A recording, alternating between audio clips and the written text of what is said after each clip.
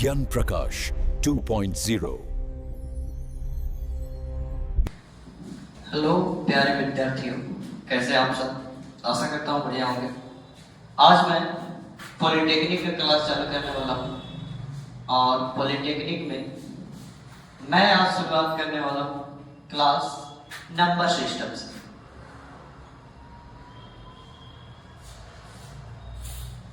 Number system के बारे में आप लोग जानते होंगे थोड़ा बहुत। ये पहला क्लास है गणित का जो नंबर सिस्टम के बारे में बताएंगे। नंबर सिस्टम है क्या और इससे रिलेटेड किस तरह के पॉलिटेक्निक में क्वेश्चन बनाए। शुरू करते हैं। नंबर सिस्टम संख्याएं, तो इसमें क्या पढ़ना है और पॉलिटेक्निक में किस तरह के क्वेश्चन पूछे जाते हैं उससे रिलेटेड। तो पहला है सम संख्या। सम संख्या क्या है? वे संख्याएं जिन्हें 2 से काटा जा सकता है या 2 से विभाज्य। 2, 4, 6, 8 ये सभी संख्याएं सम संख्याएं कहलाती हैं। विषम संख्या क्या होती है? विषम संख्या वे संख्याएं जिन्हें 2 से नहीं काटा जा सकता, 2 से विभाज्य नहीं। जैसे हो गया 1, 3, 5, 7, 8। अगले पद है पूर्ण संख्या। पूर्ण संख्या वे संख्या कहलाती है जिसका स्टार्ट 0 से होता है, 0 से। 0, 1, 2, 3 आगे चलते रहता है, इसको कहते हैं पूर्ण संख्या। ब्रैकेट संख्या वे संख्याएं जो 1 से शुरू होती है और आगे चलती रहती है, उसको कहते हैं ब्रैकेट संख्या। जैसे 1, 2, 3 आगे। नेक्स्ट है ब्रैकेट संख्या के बाद अभाज्य संख्या। वे संख्याएं जो खुद से और 1 से विभाज्य हो, तो उसको अभाज्य संख्या कहते हैं। इसकी शुरुआत 2 से होती है। 2, 5, 3, 7, 9 इत्यादि। भाज्य संख्या किसको कहेंगे?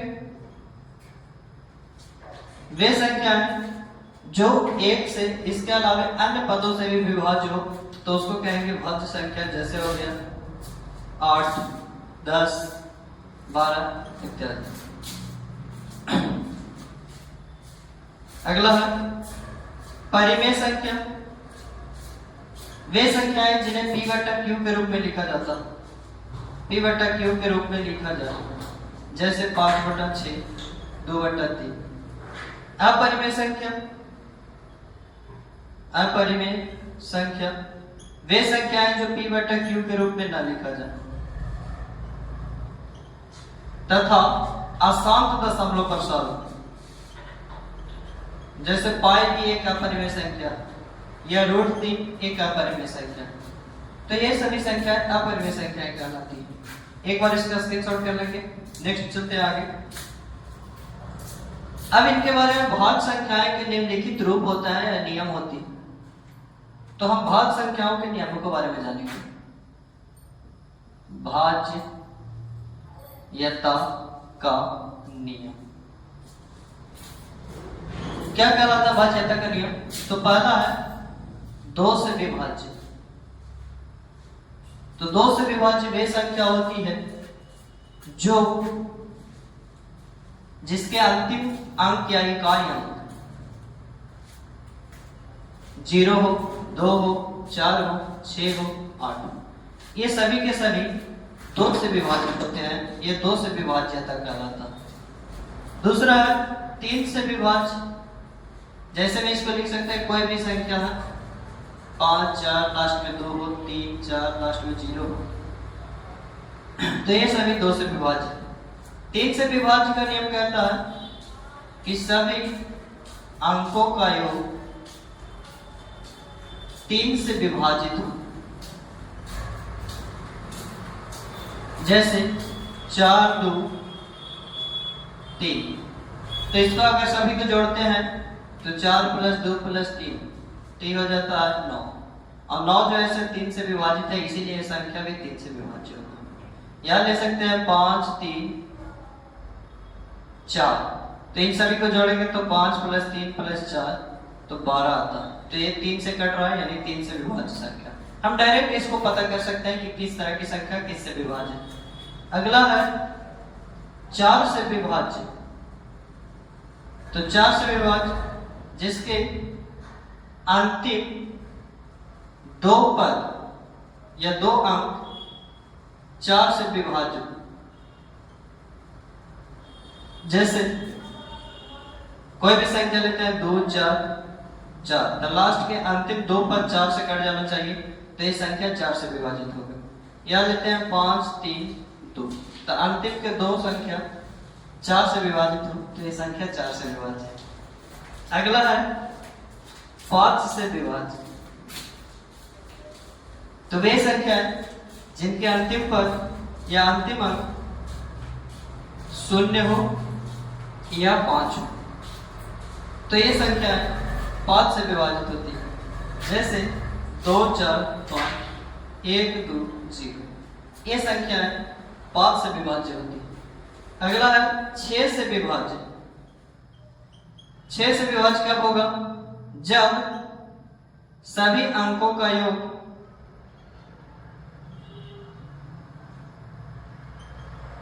3 से विभाज्य हो तथा अंतिम अंक या इकाई अंक सम संख्या। कहने का मतलब जो 2 से भी और 3 से दोनों से विभाज्य हो तो संख्या 6 से विभाज्य होती है। जैसे मान लेते हैं 4 2, तो 4 2 6 हो गया, लास्ट में 6 दे दें, तो 4 2 6 और 6 12, 3 से भी कट रहा है और 2 से भी, तो ये संख्या 6 से विभाज्य होगी। इतना स्क्रीनशॉट कर लेंगे। नेक्स्ट आते हैं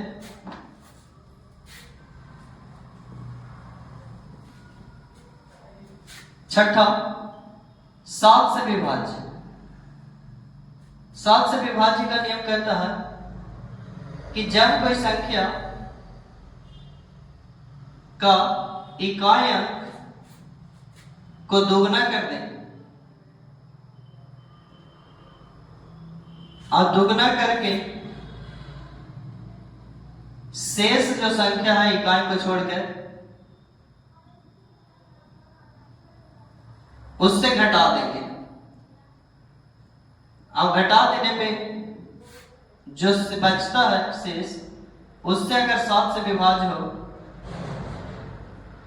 7 से विभाज्य हो तो 7 से विभाजित होगी। जैसे 343 लेते हैं तो लास्ट इकाई अंक 3 है, इसको 2 गुना कर देंगे तो 3 दूनी 6।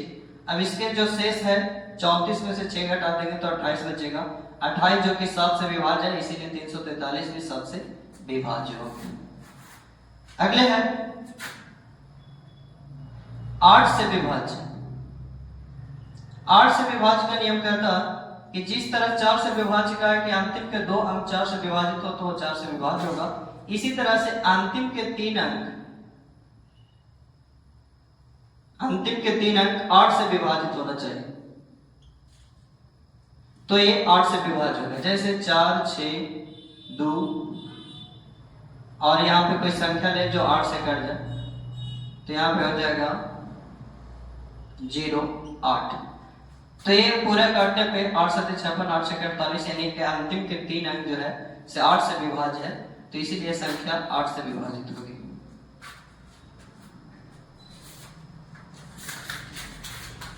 नेक्स्ट आते हैं 9 से विभाज्य के लिए।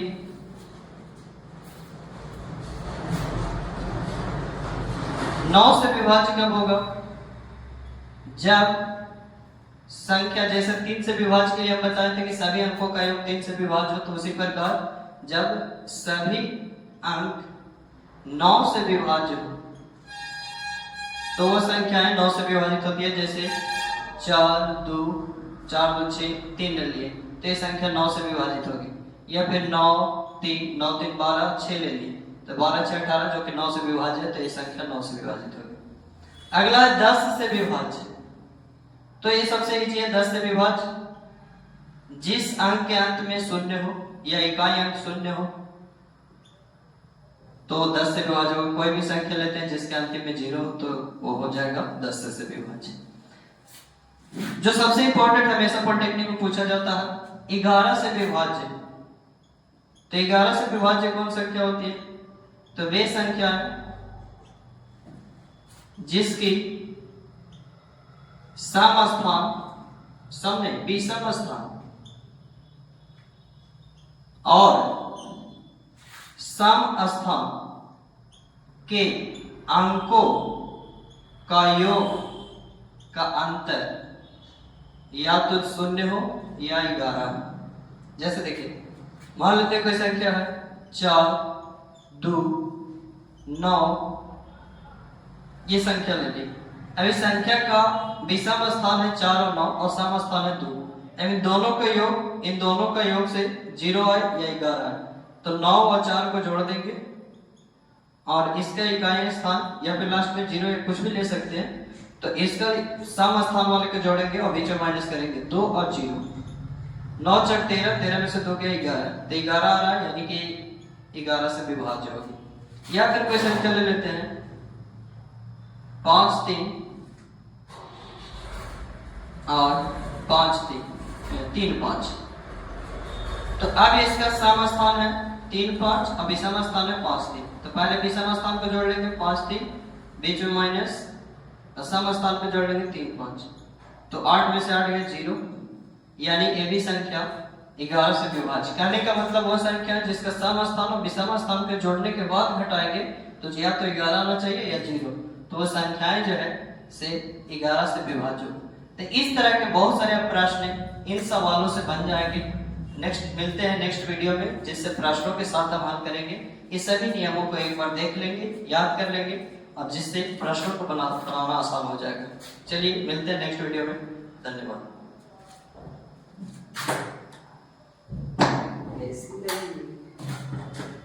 मेरे बात